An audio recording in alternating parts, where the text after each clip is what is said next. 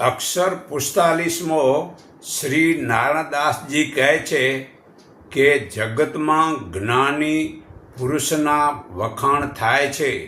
તેમના જ્ઞાનની કીર્તિ સાંભળીને લોકો તેના શરણે આવે છે.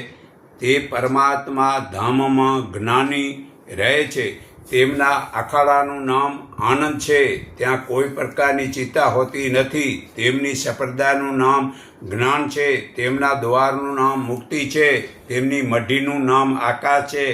તેના નિર્ગુણની ધૂણી છે. તેમાં કામ ક્રોધ વગેરે કર્મકાંડ લાકડા તે ધૂણીમાં બાળવા છે. અને તેના ગોત્રનું નામ નાદ છે.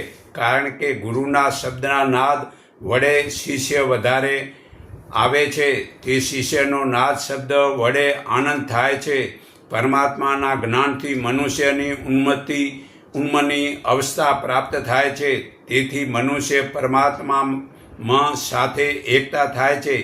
તે મન વિનાની સ્થિતિને ઉન્મની અવસ્થા કહેવાય છે. તેનું જ્ઞાન તે ધ્યાન છે. ત્યારે સર્વ કર્મો છોડી દેવા તે આસન છે. મન વિનાનું થવું તે પાદ છે. નિત્ય મન વિનાનું થયું તે અમૃત વૃત્તિ રાખવી તે સ્નાન છે.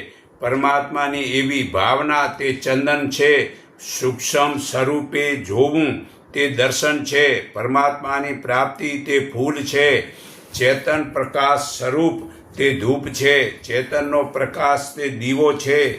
તે હું છું એવો ભાવ તે નમસ્કાર છે. અને મૌન એ સ્તુતિ છે.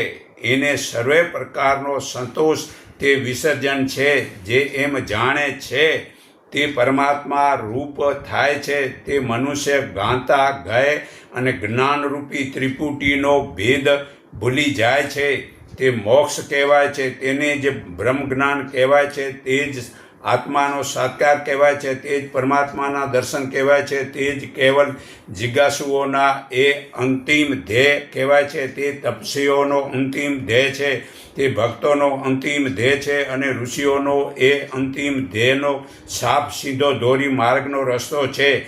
જે શક્તિ વડે જ્ઞાન ઇન્દ્રિયો પોતાના વિષયોનું ગ્રહણ કરે છે ત્યારે પ્રજ્ઞાન કહેવાય છે. એ પ્રજ્ઞાન પરમાત્મા ચેતન જ છે. અને તે સર્વના શરીરમાં રહેલ છે. તે પરમાત્મા હું છું નામ વિનાનું તત્વ સૃષ્ટિની પહેલાં હતું અને હમણાં પણ છે. તે ઊંચ કે નીચ પાપી કે પુણ્યવાનનો ભેદ છોડે છે.